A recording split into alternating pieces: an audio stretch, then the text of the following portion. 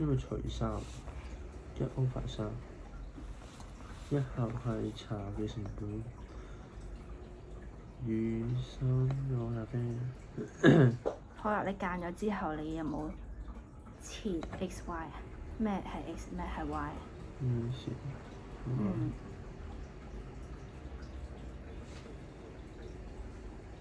好啦，第一條色係咩啊？X over 係佢一盒定呢個咪除翻。完整嘅公式咧？X over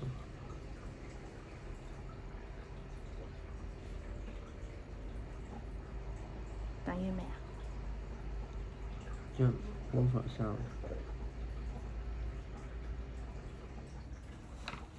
讀一次嚟聽，一盒桃茶係 X 啦。嗯。3個咖啡嘅成本相同啦。3個 Y 等於咩啊3個 Y 等於 X。係咯，咁就已經係一條色啦。好啦，其實你讀一次出嚟，你都知道佢想問咩嘅。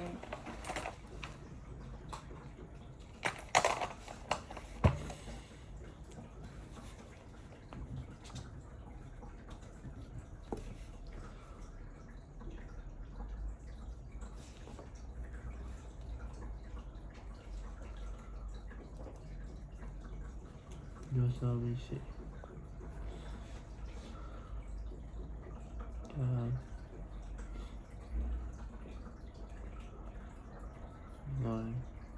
加2y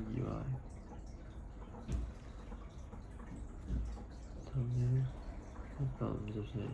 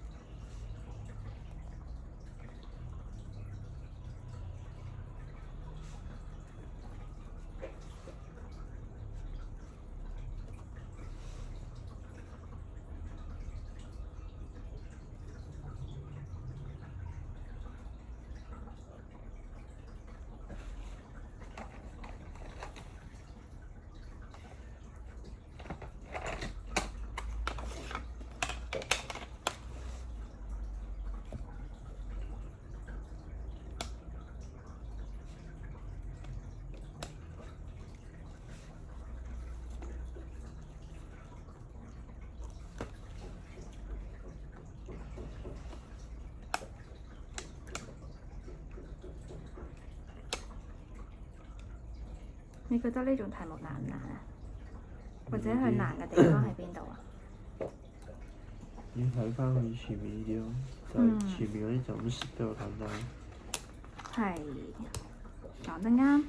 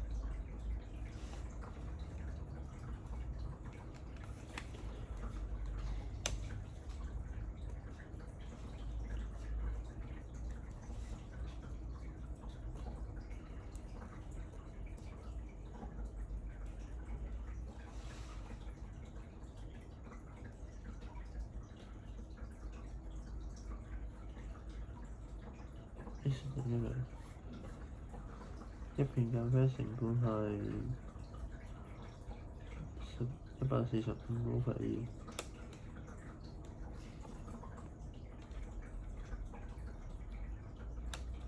佢712.5。你覺得呢個答案合唔合理啊？唔合理。好，咁你揾下喺邊度錯咗？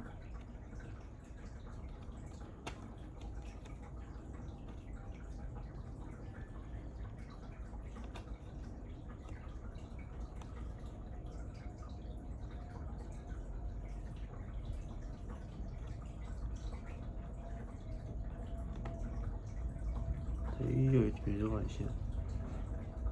冇錯啊，咁樣冇錯啊，去到呢度都冇錯啊。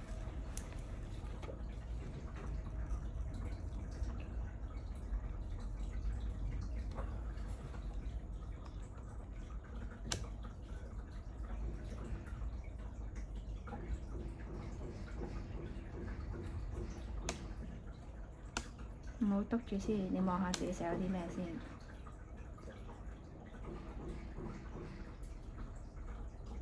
2度咩？哦，同你講到去到呢度冇錯，咁即係下面開始錯咧。呢個歪。嗯。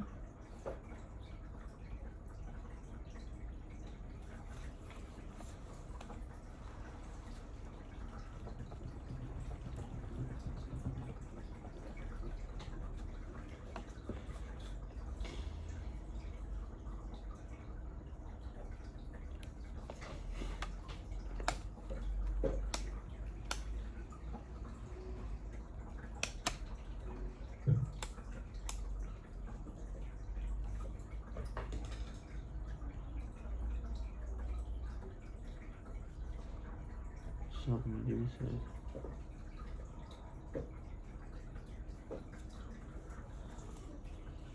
15.4。9加2都係幾多？11。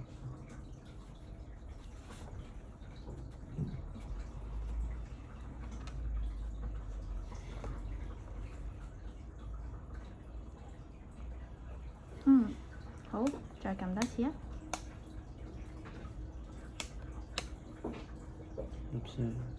合唔合理啊？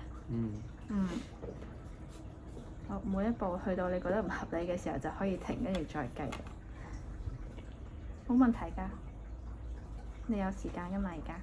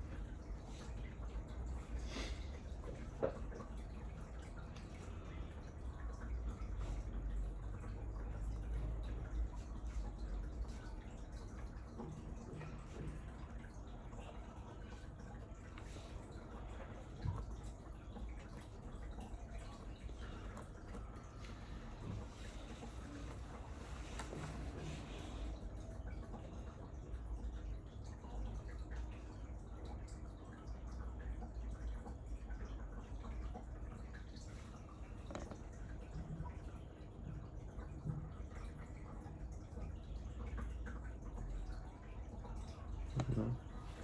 你計到 y 等於14啦，跟住咧，因為佢玩咪係咯。係啊，咁你話咖啡所以一瓶咖啡的成本是14元，跟住就擦乾淨呢邊啦，咁就做完呢題啦。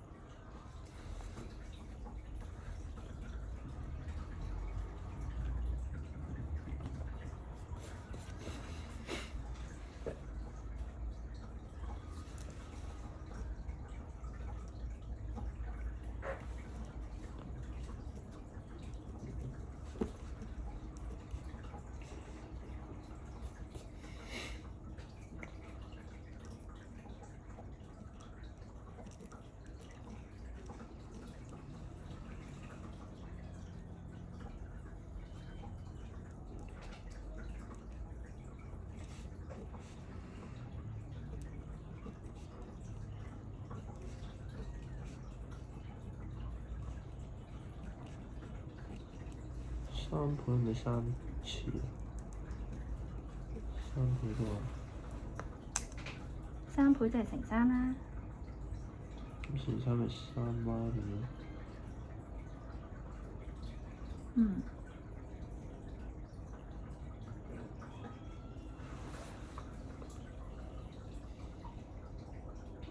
我哋睇下呢句啦。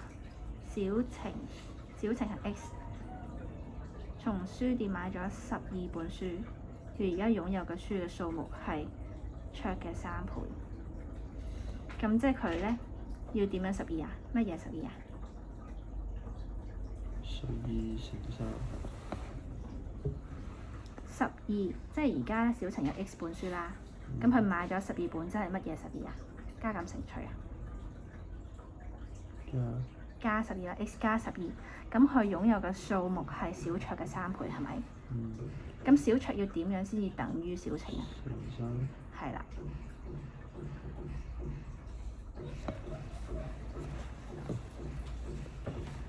每次你見到乜乜的3倍嘅時候，調翻轉嚟諗咧。X 加12等於3Y。非常好啊！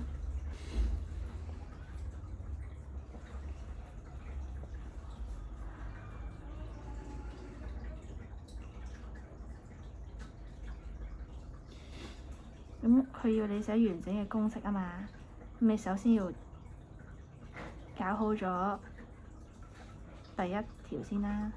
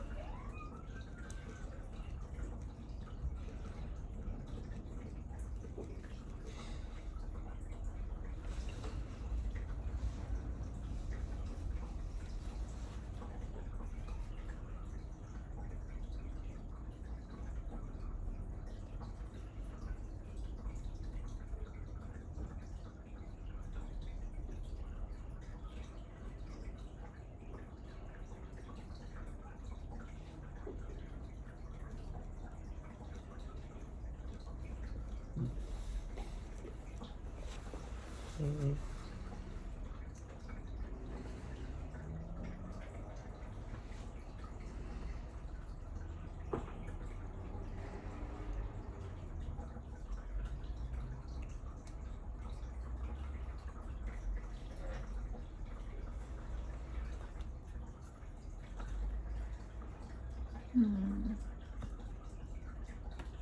一睇啊。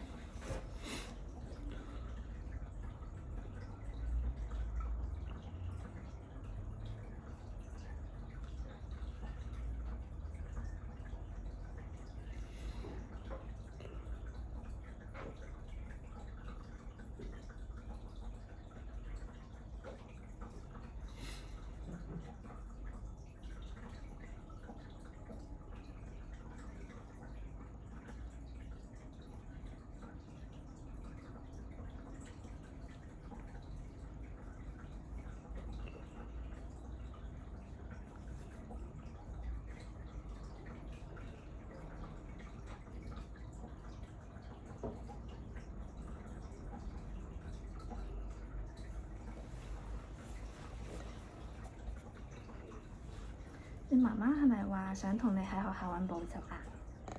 我聽佢講話要揾啲我哋而家補習嘅資料俾佢。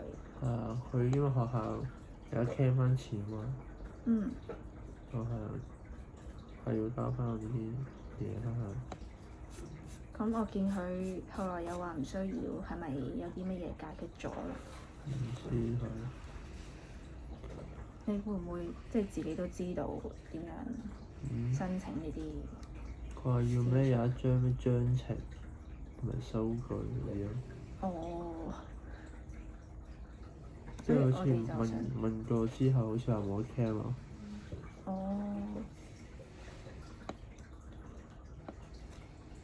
好啦，有咩需要再同我講啦。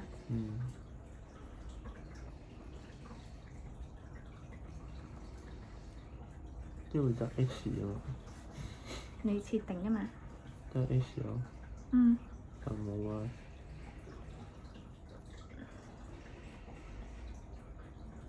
去問啲咩先？仲有冇籃球聯賽每一？問啲咩？即係求啲乜嘢啦？去求啲咩啊？去求嗰個冠軍隊打和的場數。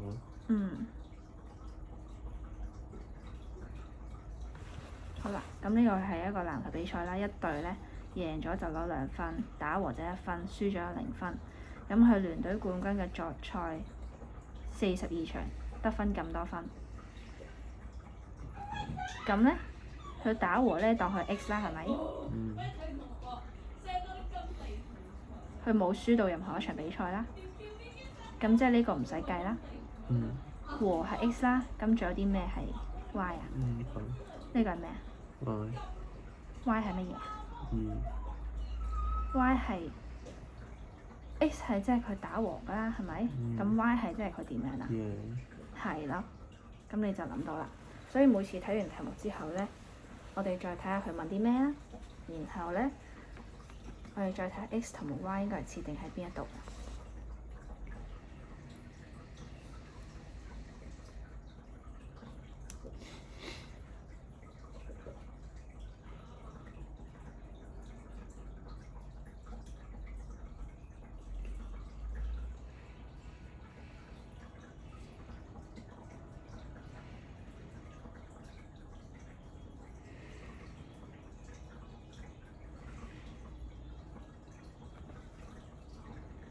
70加 Y 等於42，好啦。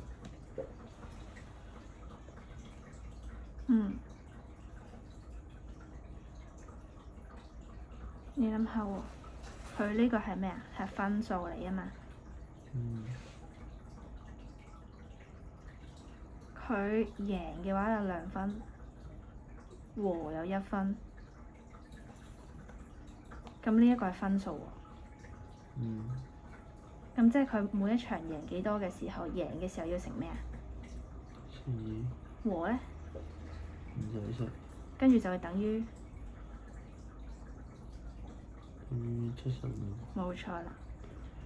即係 y 加 x 啊。y 係乘以咗咩先再加 x 啊？42。42係咩啊？係長數。嗯。y 係贏嘅長數 ，x 係咩啊？分數。x 係咩啊？佢嘅分數。佢嘅分咯，呢個1分，呢個2分。x 係分數，本身和已經係1分啦。嗯。贏係攞2分啦，咁 y 代表啲咩啊？贏嘅乜嘢？對分數。分數已經寫咗俾你係2啦，你唔使切㗎。咁 y 係講緊啲咩？y 贏一場嘅分數。贏嘅場數。x 咧？佢哋嘅和。和嘅乜嘢？和嘅分數。分數係1分，唔使切啦。咁 x 係咩啊？和得咯。42場係咪？嗯。有冇輸過？冇。咁剩翻啲乜嘢同乜嘢？呢個同埋呢個2分。總共有42場，冇輸過，咁即係淨係得乜嘢同乜嘢啊？唔好講分數，淨係講場數啫。贏咯。贏同埋嘅場數係咪？咁即係咩加咩啊 y 加 x。咁即係 y 係代表啲咩？贏。x 等於和。贏嘅乜嘢？和嘅乜嘢先？我哋要完整啲。贏嘅一場球賽得分。得分係2啦，唔會係 y 啦。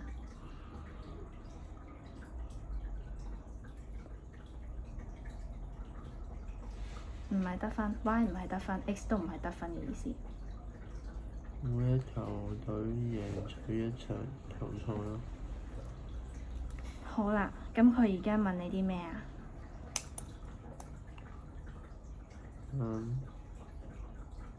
求啦，冠軍隊打和嘅場數。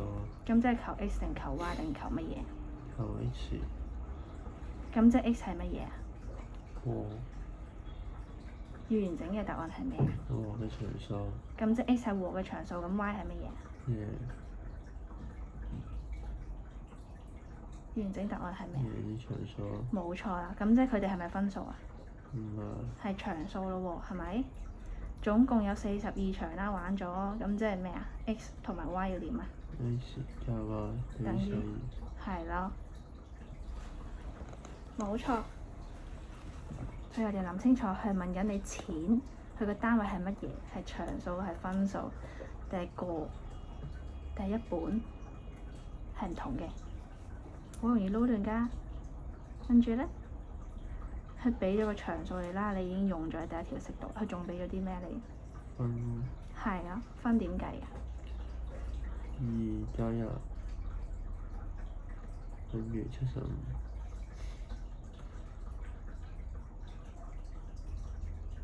2加1有冇可能等於75啊？咁應該點樣寫啊？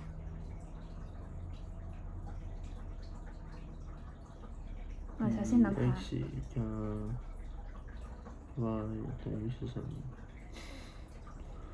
x 係和嘅場數啦。咁你和一場有幾多分啊？1分。贏一場呢2分。咁乜嘢乘乜嘢啊2咯。係咯。你可以試下諗咗先答，唔使咁快急住答我嘅。其實你自己問多自己幾次問題咧，你都會慢慢揾到個答案㗎嘛。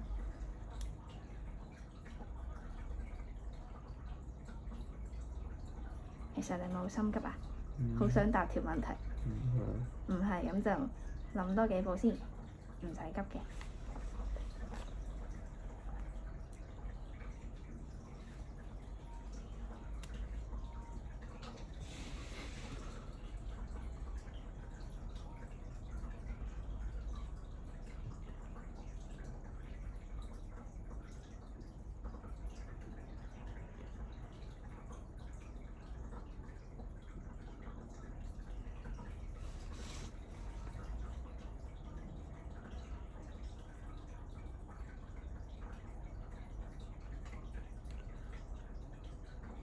咁樣係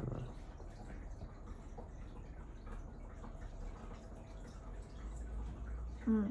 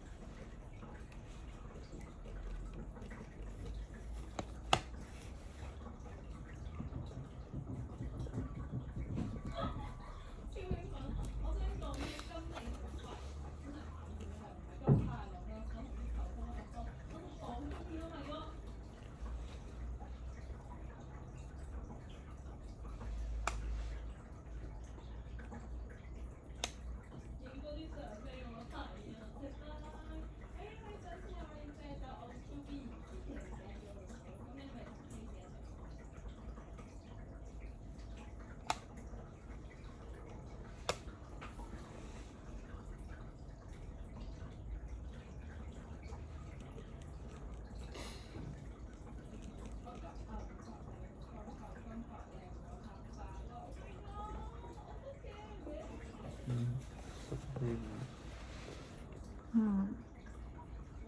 下一題，做埋呢題，我哋休息下。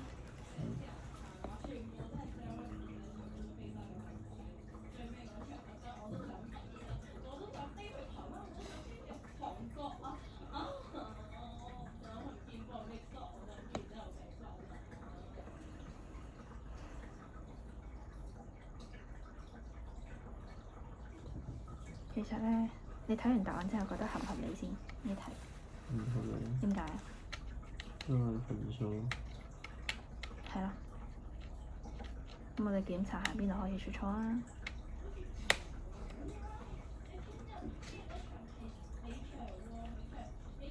要減歪。減歪咪有兩個未知數咯。咁你咪計唔到呢題咯。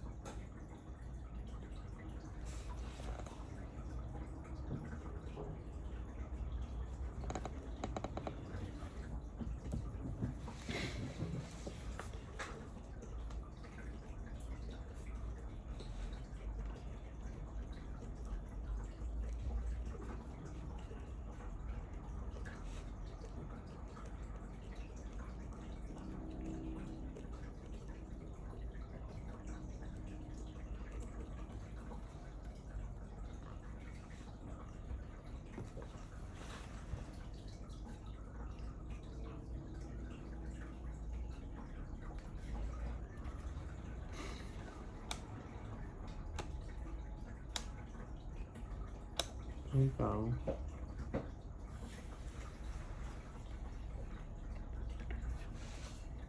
合唔合理？合理。好，咁繼續啊！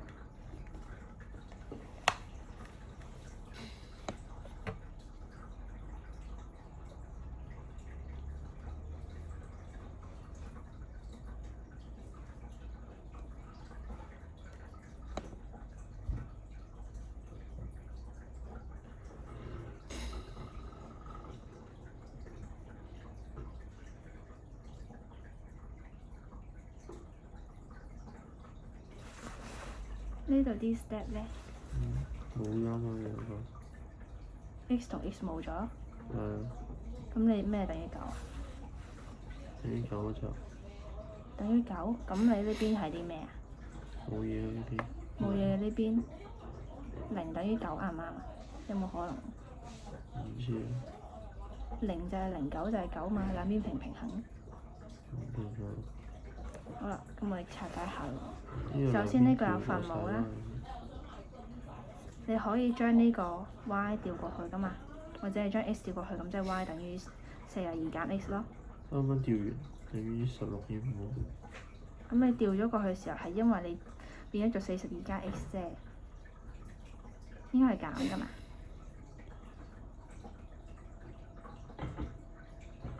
你得到16.5係因為你計錯數啫，係因為你調過去嘅時候咧，你將個加冇轉翻做減啫。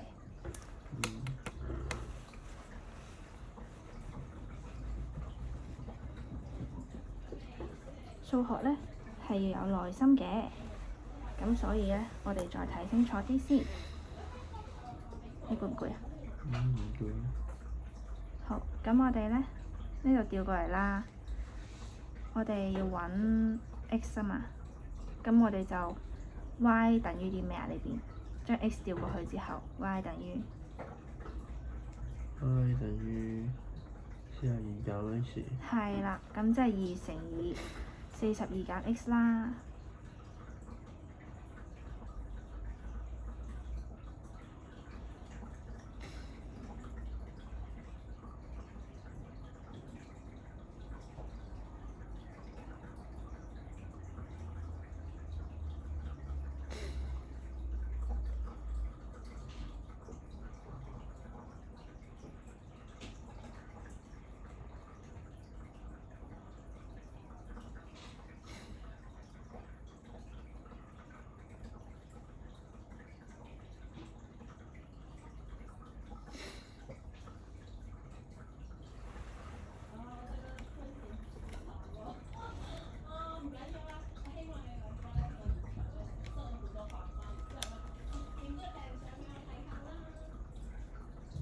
因為將呢個符撩翻嚟，兩邊都係符咪相減咗咯。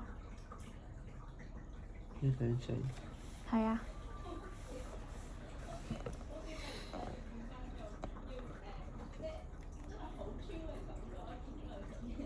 好啦，咁你做到嚟呢題之後，發覺自己有啲咩地方需要留意嘅咧？要計幾次先計到答案？冇錯。咁你有啲咩先至幫到你唔使計咁多次啊？睇題目嘅嘢。睇題目睇啲咩啊？睇啲咩和得啊、贏取嗰啲咯。我哋試下分步驟啊！好，你寫低咯喎。我哋計呢種叫做咩題目啊2元一次。冇錯，2元一次方程嘅文字題啦。今日幾多號啊14。今日14號。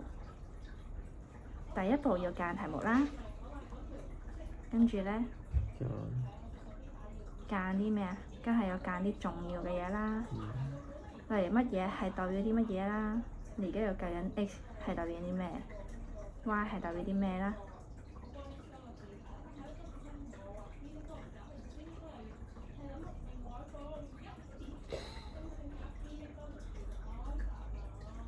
跟住咧，計幾次咯？要計佢幾次先計到啊？係咁，你嘅意思係話你做錯咗要計幾次啊？定係要分唔同嘅 step 去計啊？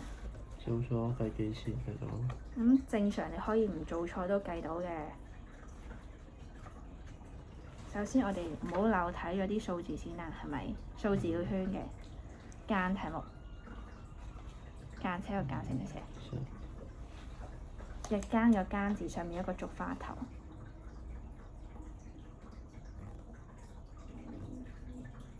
有。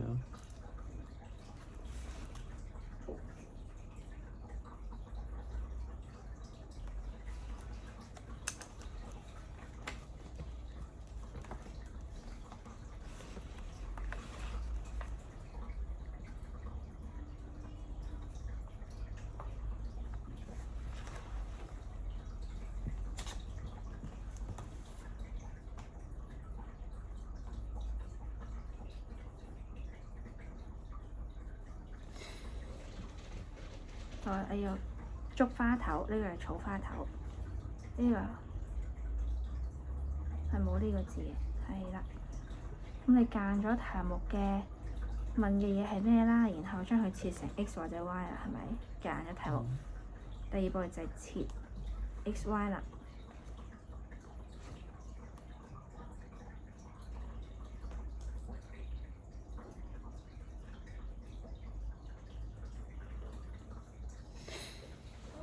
切頂個切，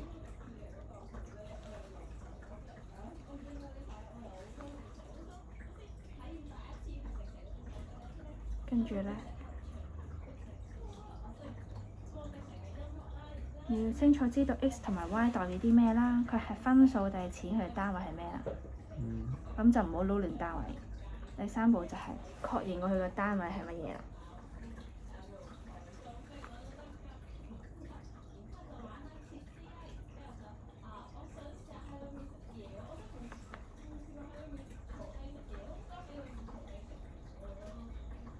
好啦，跟住你寫咗兩條式出嚟咯喎，咁就留意返個加減嘅調換啦。加減乘除嘅調換。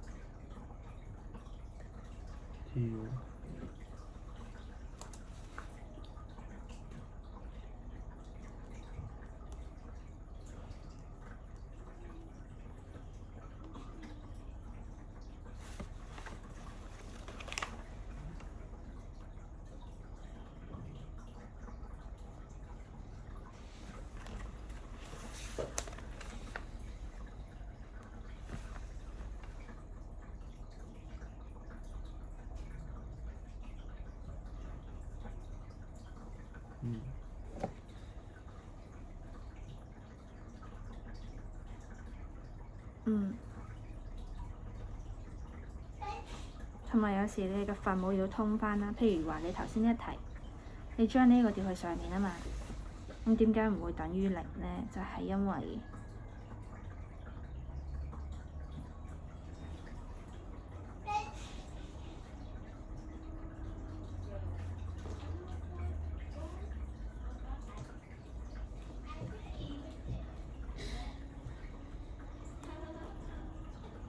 係咪？你頭先嗰個應該係寫成咁樣噶嘛？如果你上下調轉嘅時候，咁呢兩個使唔使就咁直接減咗佢啊？唔使。咁你要點做啊？將負數掟入去。負數掟入去。即係75變負75。x 減75。呢個 x 加，呢個 x 加嚟嘅，呢個加號啊嘛。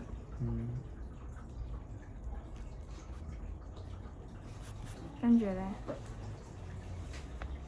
可唔可以直接減咗佢啊？可以。佢哋分母係咪一樣？x 減 x 咯。呢個 x 有冇分母啊？冇。呢個 x 咧？冇。將個2掉下嚟。首先你加減計完未？未喎，咁使唔使通分母啊？佢哋嘅分母唔一樣。將佢上下調轉咯。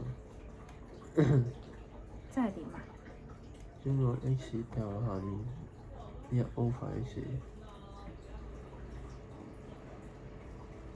好，嗱，佢冇分母，佢有分母，係咪？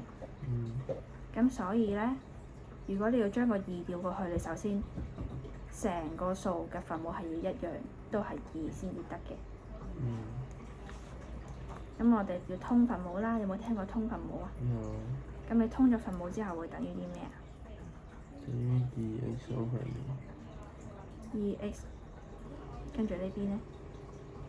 呢啲 x。75啦，減 x 係咪？咁你呢個可唔可以調過去㗎？可以。咁呢邊會等於84。呢邊咧？呢邊等於 x。84減75。係啊。咁你就得到答案啦。我想你再練下多啲通分母嘅題目，譬如話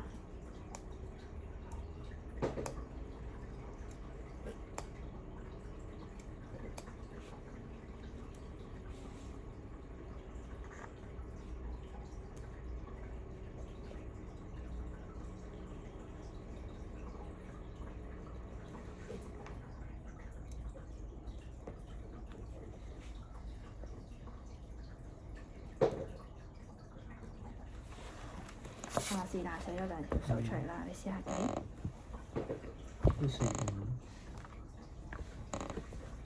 喺你本簿度寫。抄下題目先。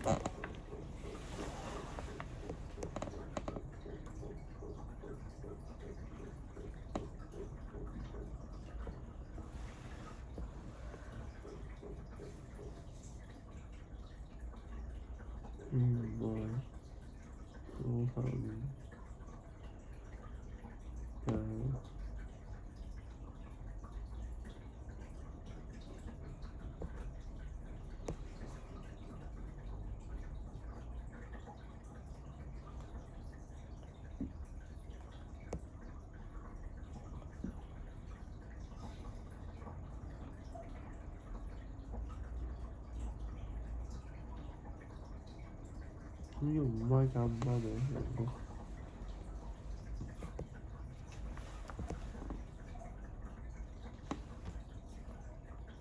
正2減5。有冇加個2俾佢？有。10。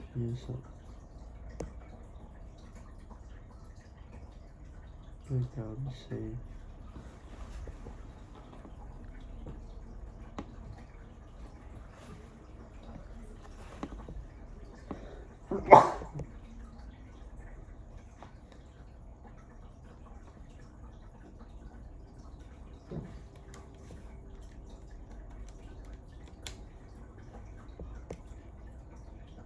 星期一日第一個。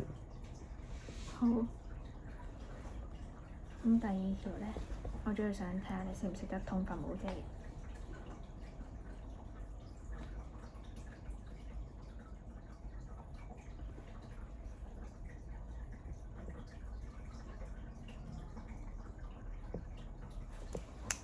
呢個你通咗分母係5啦，係咪？跟住你就5乘45，係咪？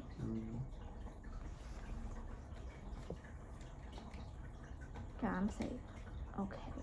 等於2。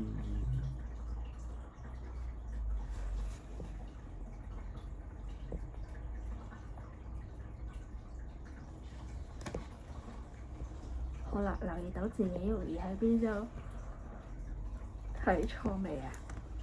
睇錯。容易睇錯啲咩啊？計錯，心情計錯。咁自己就要小心啲啦。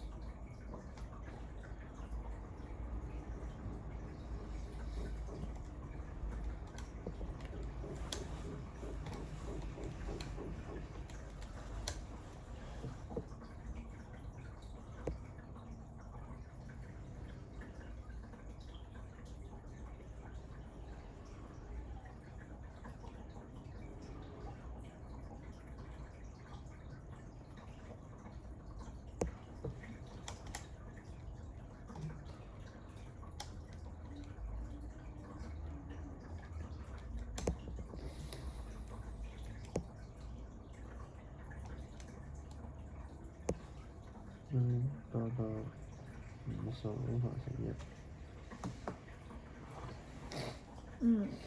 好，唞下先，好冇？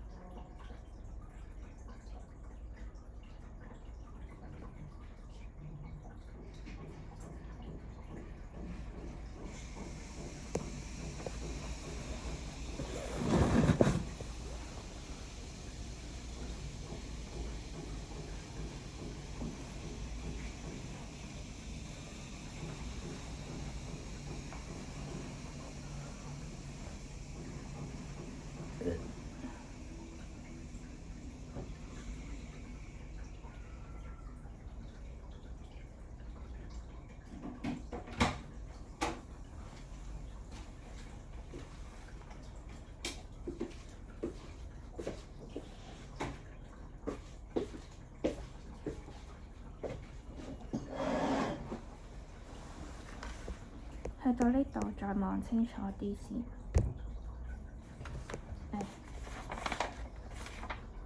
呢度減60係咪？咁調咗過嚟會係。係咯。所以都係啲加減數啦，自己留意多啲啊。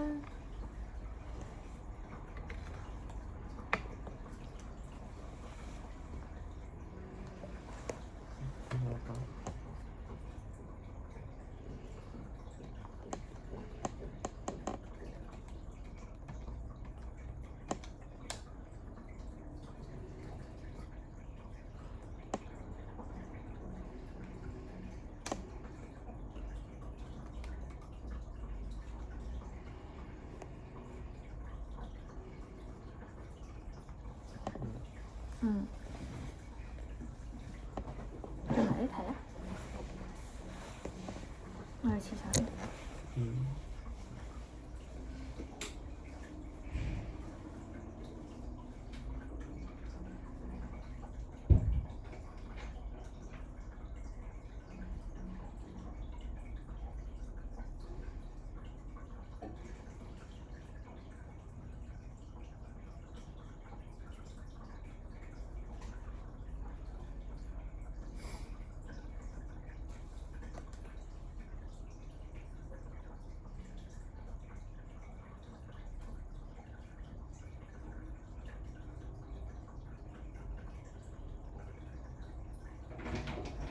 今日停水啊？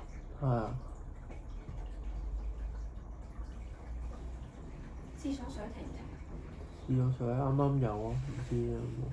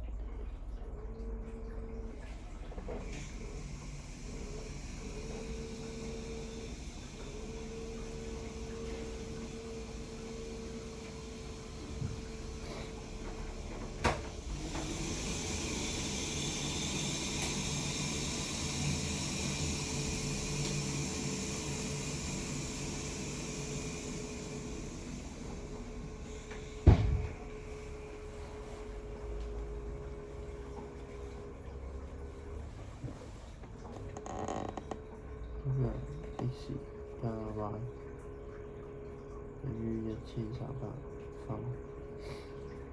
佢問你啲咩啊？佢係讀數。局數，咁你而家係揾啲咩啊？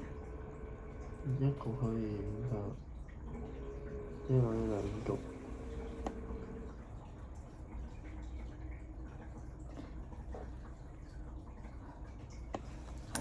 咁我哋咧就將啲嘢寫翻整齊啲先。幾時會攞到500分啊？贏咗。贏500分，個單位係分啦。跟住咧，輸咧？輸係扣300。扣300。呢兩個係分嚟做單位係咪？咁佢原本嘅積分，原本係幾多分啊？原本係1300分。局，佢玩咗幾多局啊？total。玩咗20局後。冇和局，係咪？玩咗20局後，佢有4900分。跟住就4900分啦。咁你設定 X、Y 係設定啲乜嘢啊？X 係乜嘢？X 係贏。贏嘅乜嘢？嘅分。分你已經係500分啦。贏嘅局。X 係贏嘅局數啦。Y 咧？輸嘅局。係啦，咁你而家清清楚楚知道 X 同埋 Y 係個單位係乜嘢咯喎？X 同埋 Y 係贏嘅局同輸嘅局啦，咁即係佢冇和嘅局。呢兩個局加埋係幾多啊？呢兩個加埋等於1300。單位唔同嘅喎，一樣單位我擺咗喺一行嗰度。等於20。係咯，咁即係 X 同埋 Y 加埋20啦。20。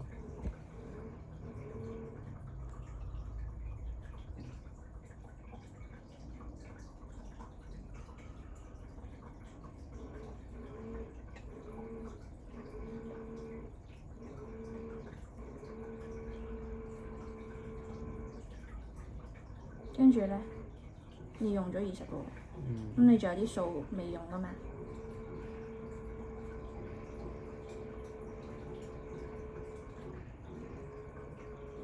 ？490減1300。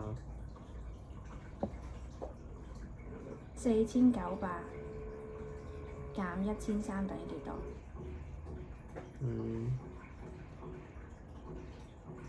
？3600。咁另一邊咧，天平嚟㗎嘛，有等號啊嘛，佢係一個方程式嚟嘅。另一邊擺咗係4900啦，而家嘅分數減咗原本嘅分數，跟住咧，佢嗰啲分數係點攞得嚟㗎？即係對面加翻係嘛？對面有啲咩啊？4900加翻1300。你講個4900。加1300。當相等啊，兩邊。相唔相等啊？你試下計下呢邊等於咩？呢邊等於咩？一個減咗1300，一個加咗1300，會唔會一樣？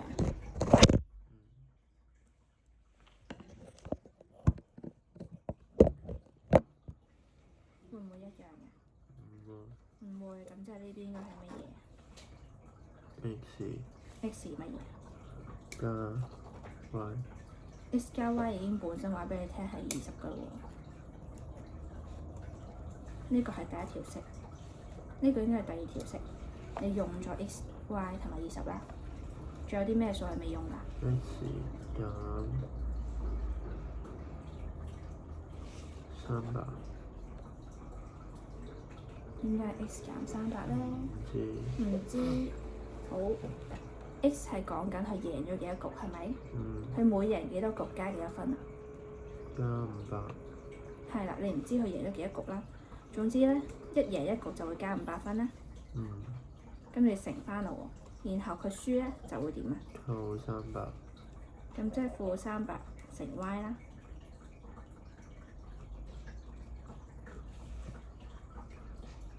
呢兩個加埋就會等於呢度嘅數啦。點解啊？因為你本身攞嘅分數係靠你贏同埋輸嘅總和出嚟㗎嘛。咁你贏幾多？例如你贏咗一盤，你咪呢度係加咗500分咯。你輸咗咪減300分咯。但係你玩咗20場喎，咁所以你贏嘅場數就要乘翻500，輸嘅場數就要乘翻-300。兩個撈埋先至等於呢度 total 嘅分數咯。咁你試下寫咯喎。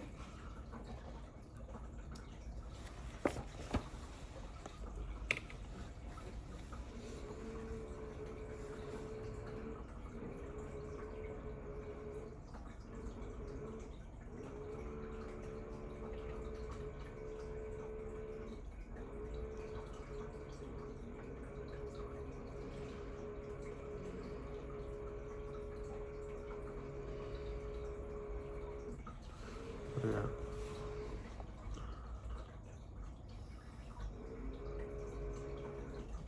點解係加1300？因為佢揾咗1300，然後後面再攞多4900積分咯，佢兩個加埋。佢本身玩咗，佢本身有1300嘅。跟住佢而家嘅積分係咁多，係咪？咁即係呢4900裏面包括咗啲咩啊？包括咗佢原本嘅1300，再加上佢玩咗20盤贏同埋輸嘅分數。咁你知唔知佢原本個1300分係點樣得嚟㗎？唔知啊嘛。咁所以你4900要減咗原本呢個先係20盤裏邊贏到個分數咯。即係要減啊。係啊。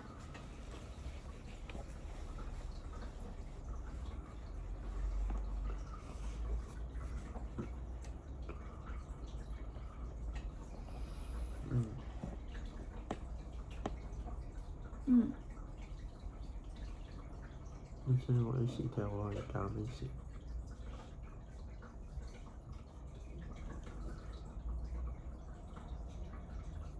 1到1B。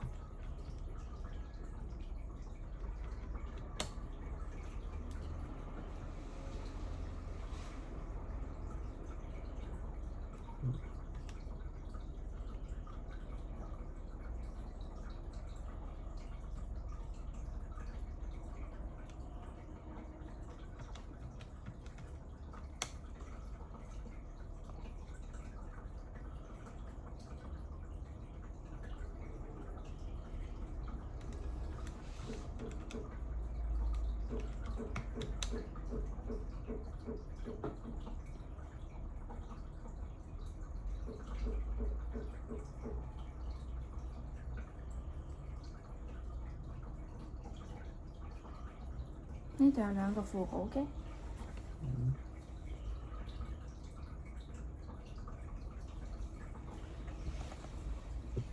呢個符呢個字，呢個符。係啦，咁你就留意多啲正符號啦。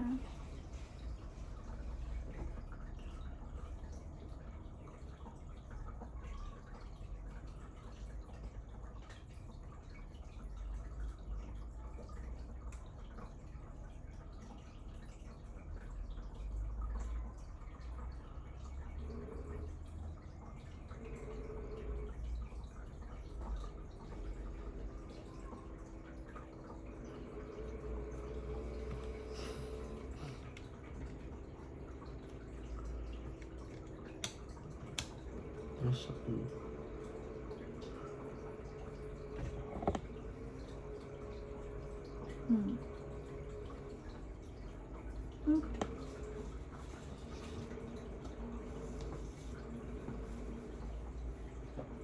你中文同數學點樣呢？仲有個鐘頭，想唔想温中文數學啊？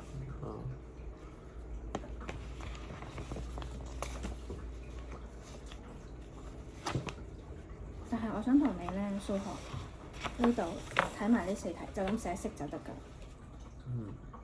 咁根據你頭先學過嘅方法啦，你寫啱條式俾我，跟住自己再解多次。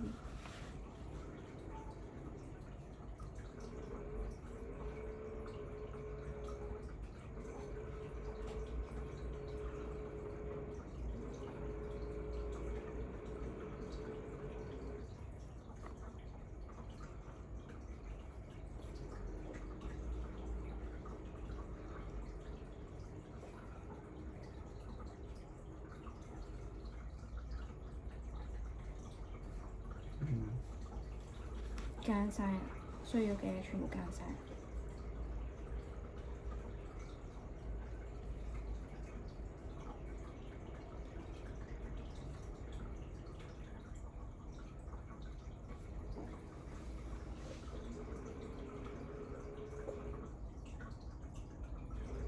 呢個係4，然後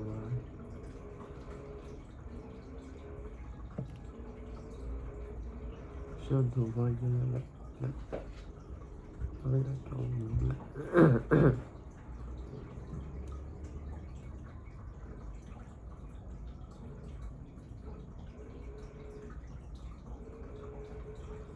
你雙人食3，然後3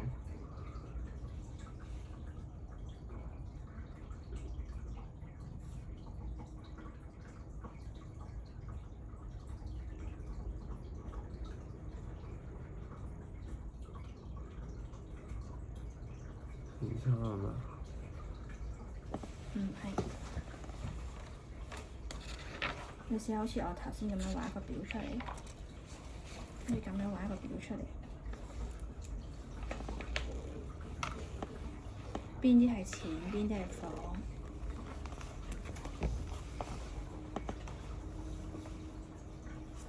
上面寫單位，跟住左邊寫雙人定單人。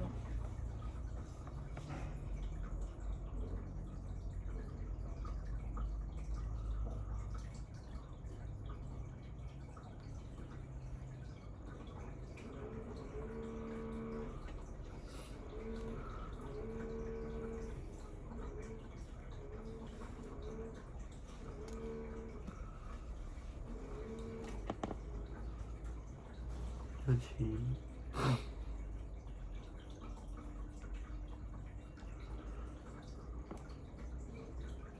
雙21，100，601，950，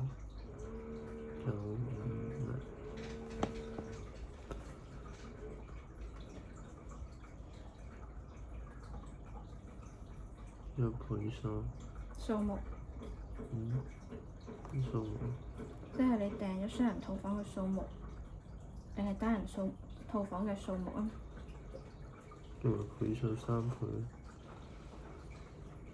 倍係咪一個單位啊？唔係，數目係一個單位，即係有幾多間房係一個單位啊嘛。倍係講佢哋嘅關係。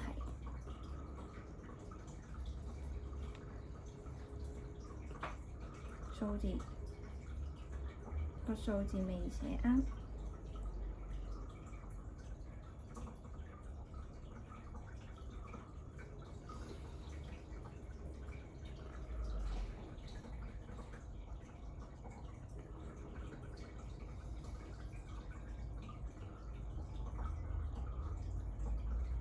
13，10，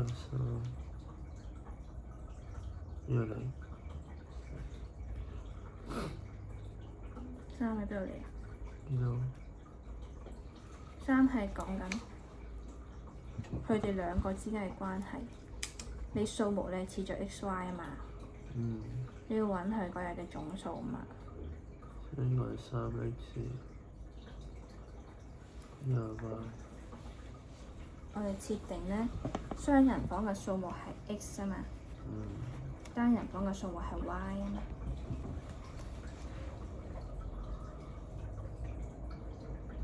呢個係價錢。然後咧，我哋就睇佢哋嘅關係去列式咯喎。首先 x 同埋 y 嘅關係係咩嘢？三倍雙人床。邊個乘三倍？呢個雙人床嘅數目係單人床套房嘅3倍。咁即係雙人多啲定單人多啲啊？雙人多啲，咁雙人自己再乘3倍，係咪都係再大過3，都再大過 y 㗎？一樣大喎。咁佢哋點樣先可以相等？唔係一個大過咧？下面都乘3。定係淨係下面乘3？咁可唔可以呢個多啲啊？呢個係3倍。係啊，呢個大過 y 大過幾多啊？大幾多？大3倍啊嘛。係咪應該呢度乘3，呢度乘3，跟住抵消咗？咁我哋點樣相等佢哋兩個人啊？點樣令到呢度相等 ？x 同埋 y 點樣相等？你已經知道 x 係大過 y 㗎喎。如果呢邊再乘3倍，咪再大啲，咪唔會相等咯。即係下面乘3。咁即係3y等於 x 啦，或者 x 雙倍嘅雙人床除3，咁咪等於 y 咯。因為你已經知道佢哋係大過嘅關係啊嘛。x 係大過 y，你再將 x 乘3倍，佢唔會相等嘅。除非你將其中一個縮細或者其中一個變大，佢哋就會相等啦。咁你先至係一條方程式。呢個係第一條方程啦。好啦，仲有咩數字未用啊？即係 x 等於3。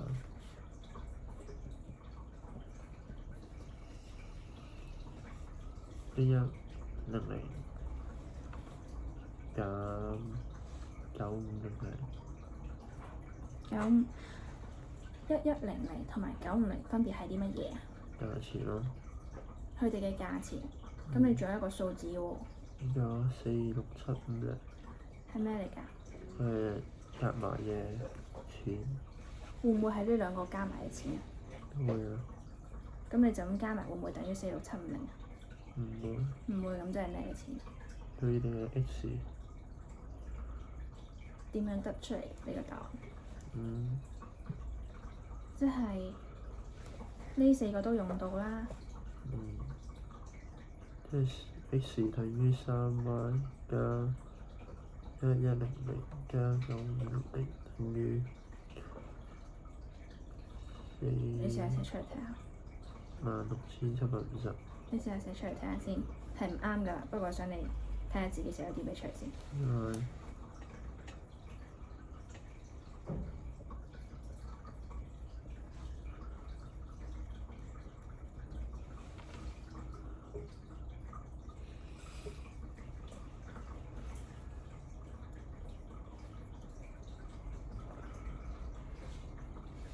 呢個係佢所得嘅金額係咪？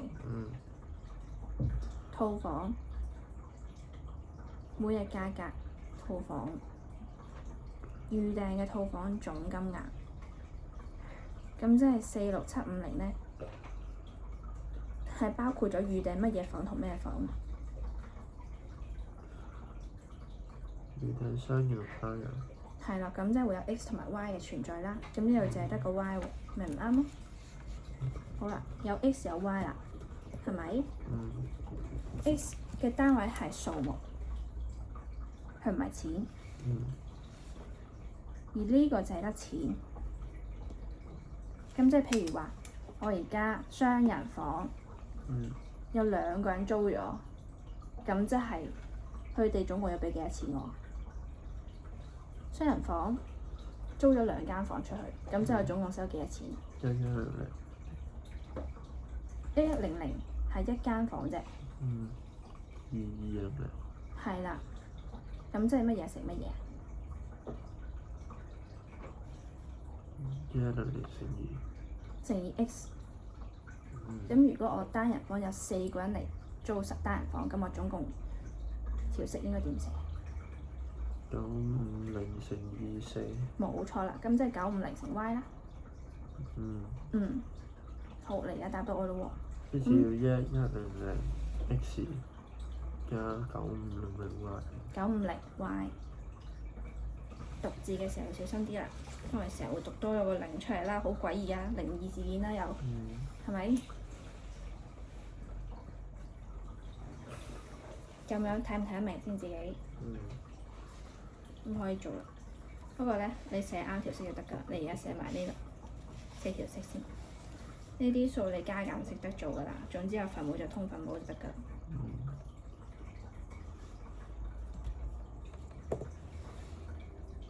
某課室中係咪重要嘅嘢？應該係4。呢個 Y。X 同 Y 分別係乜嘢？男同女。完整地讀出嚟啊 ！X 係男，Y 係女。男生嘅乜嘢？男生嘅數。係咯，男生嘅人數咯。Y 係女生嘅人數咯。要講個單位出嚟。係2倍有10個男仔，同2個女仔離開課室。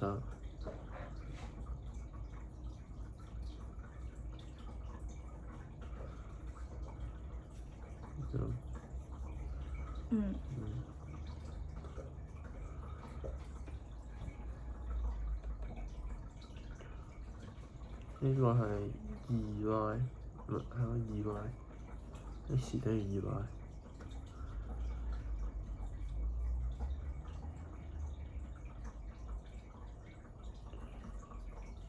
X 等於2Y。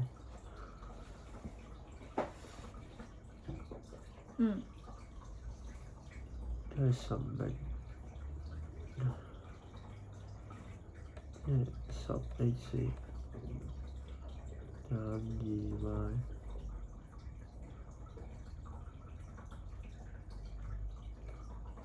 10X 等於2Y。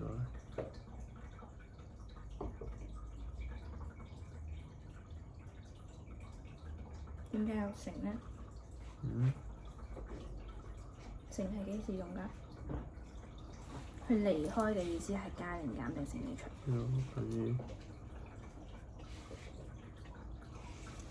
好，一間房有10個人，離開咗2個人，即係加減乘除啊？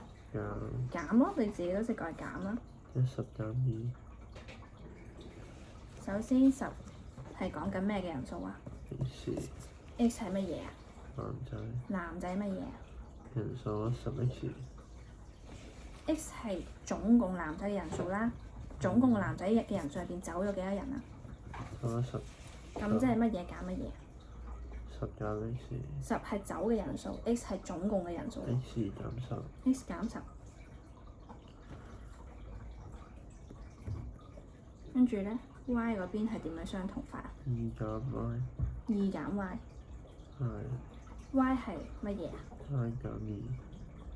係啦，因為 Y 係佢總共嘅人數嘛。Y 減2。冇錯啦。下一題。所以，如果你考試通常就會唔記得或者係會睇漏咗個單位。最緊要係個單位，如果對錯咗咧，或者加減乘除對錯咗咧，咁就要再睇多幾次啦。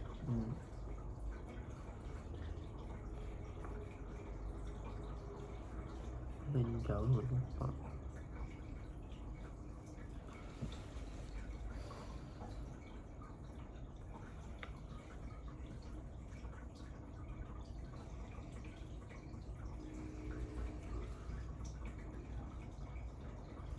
經濟艙係 X， 後門艙係 Y。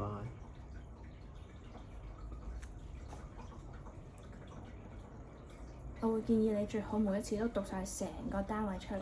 經濟艙嘅乜嘢？賣嘅票嘅數量定係票嘅價錢啊？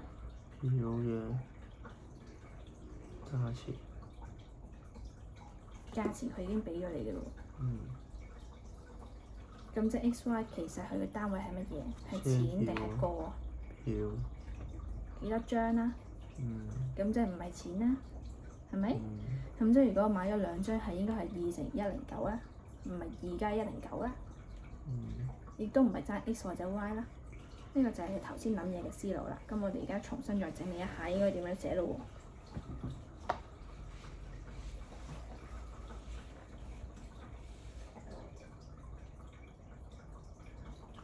？7倍即係乘7，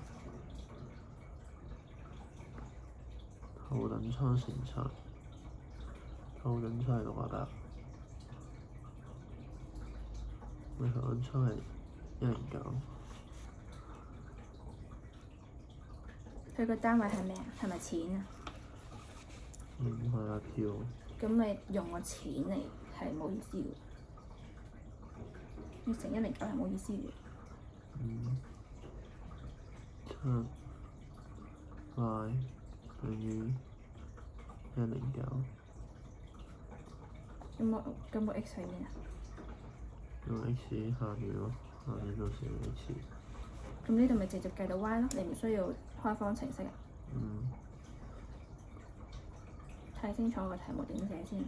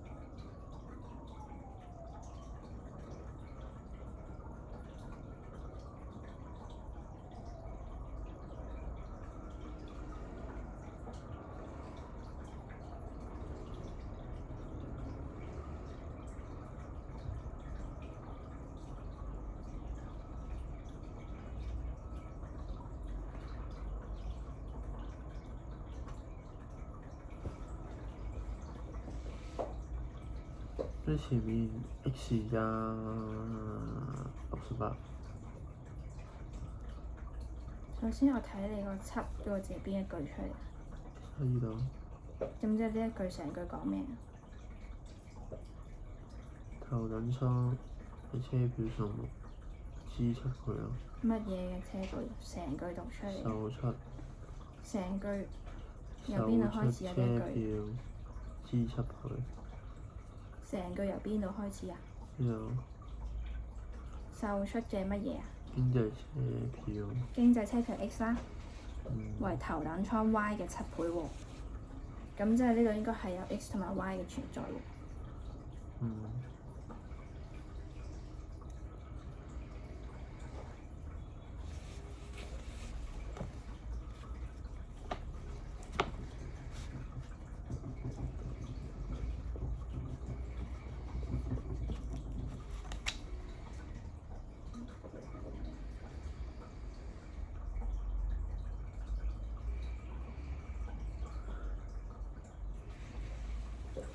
經濟艙係 X 定 Y 啊？經濟係 X。X 係乜嘢嘅 Y？係咩嘅7倍啊 ？X 係 Y 嘅7倍。咁調翻轉點樣先可以相等啊？7係 X 嘅7倍。點樣寫條式先係相等啊？7y 等於 X。good。跟住咧，售出車票所得嘅總金額係咁多，咁所以每次我就強調你要讀晒成條題目啦。咁你淨係讀後半嗰句，你就睇唔到經濟票嘅數目為頭等車票嘅數目嘅幾多倍啊嘛。咁而家後面呢句成句讀嚟聽下。售出車票所得的金額為22885。係啦。點樣計到佢總金額嘅？頭先個題好類似嘅。109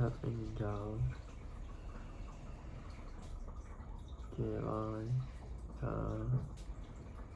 68嘅 x 等於22815。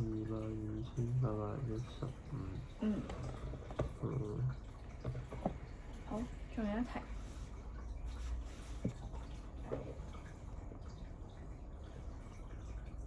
輪票咪郵票數目3倍。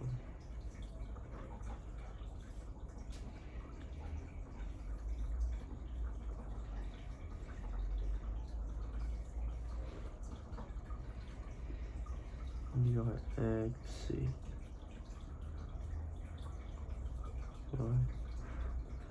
佢有佢3倍，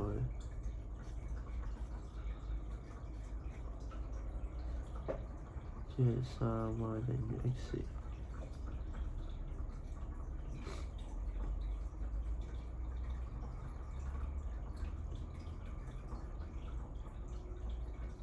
呢度咧，我俾佢即係 x 減12等於 y。我哋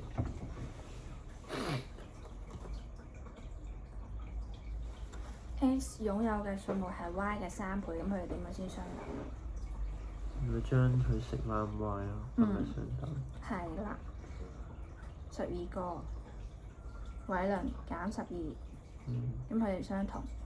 good， 好啊，非常好啊。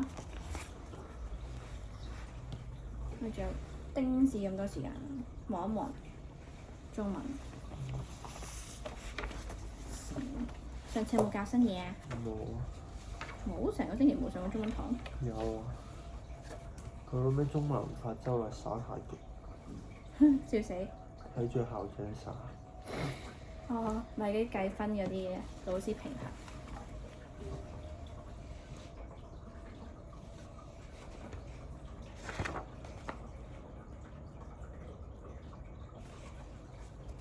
我哋應該睇嘅都睇咗啦。咁有冇嘢想問我啊？好啊。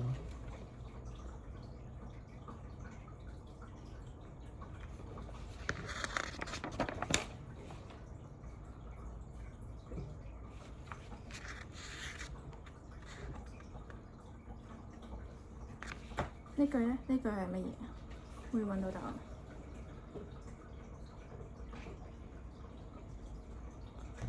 有冇論君子嗰句？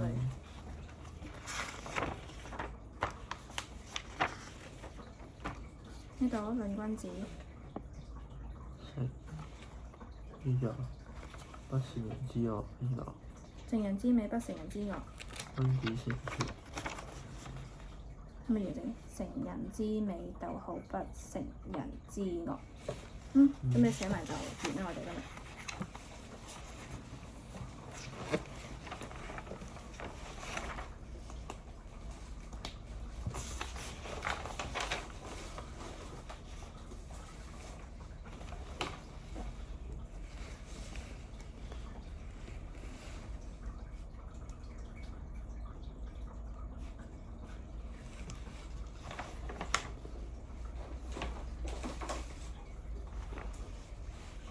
你今日做得好好㗎啦，數學。你睇唔明你都努力去諗。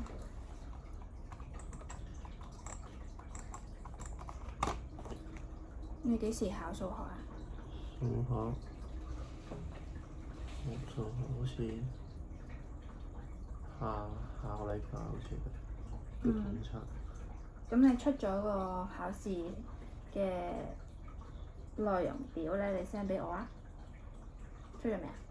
出咗，啲英文字就係去考翻呢個。咩份？即係講呢個公呢個衡量式，仲係因式分解加第2個。因式分解你 OK 嘅，不過你要背翻嗰3條式咯。即係邊3條啊？A 次加 B 次。係啊，冇錯。咁我哋下星期要再密翻啦。跟住公式同埋衡量式就都 OK 嘅，咁就係文字題啦。文字題我留意多啲啊。多唔多啊？呢個仲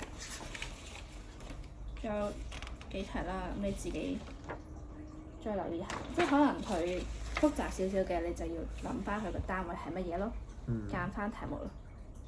OK 㗎，其實你簡單嘅你明㗎嘛，但係再複雜少少，可能個單位唔同咗嘅時候，你就要留意下咯。特別係我 total 個數目係咁多，咁即係一定係幾多次乘翻幾多錢咧？數目佢淨係講數目嘅話，咁你淨係擺數目嘅字落去，唔需要擺錢落去啦。呢個都係 total 嘅數目，就幾多錢乘翻幾多次，加幾多錢乘翻幾多錢，嗯，一樣嘅啫，呢兩個道理。好。好，我哋今日去到呢度。